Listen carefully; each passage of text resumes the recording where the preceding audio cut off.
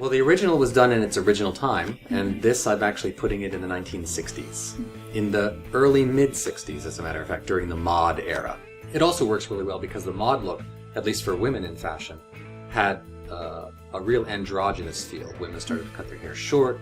The silhouette of the clothes they were wearing, you couldn't tell if they were necessarily male or female, and that works really well with this play because there is a woman who needs to dress up as a man and pass herself off as a man. That's Viola becomes Cesario. We have made some textual changes to more clearly reflect the 1960s. So, for example, in the original, Toby, in talking to Sir Andrew Aguecheek about let's go party, let's go dancing, he makes some references to dances of the time.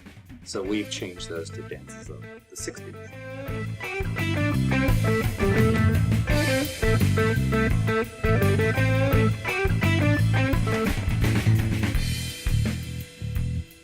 I think it's great.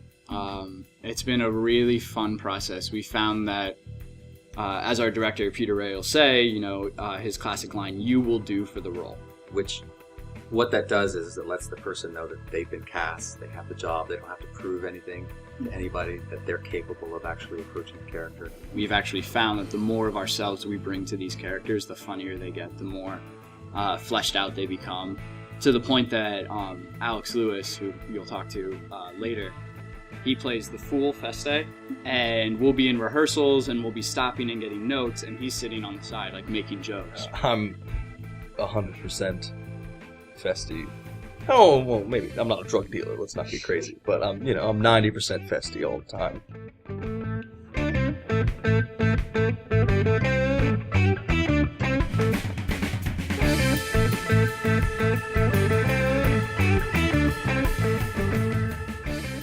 So it really is just a comedy for everyone to have a good time.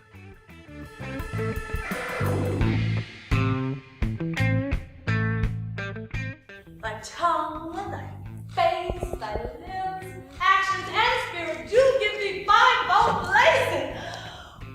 Actually, a lot of my changes are just, the Feste's a fool, but he also sings songs.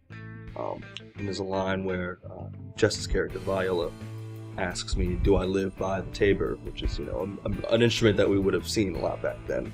But we've switched it, dost thou live by the harmonica? And I now have this harmonica that I play.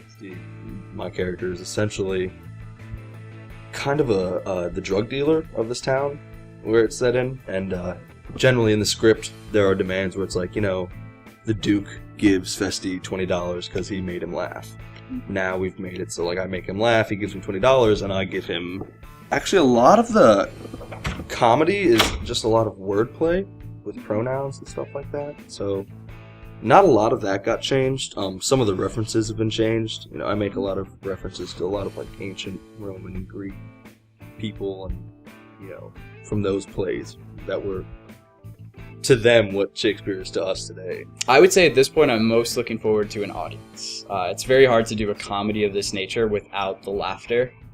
I think it's a very fun show.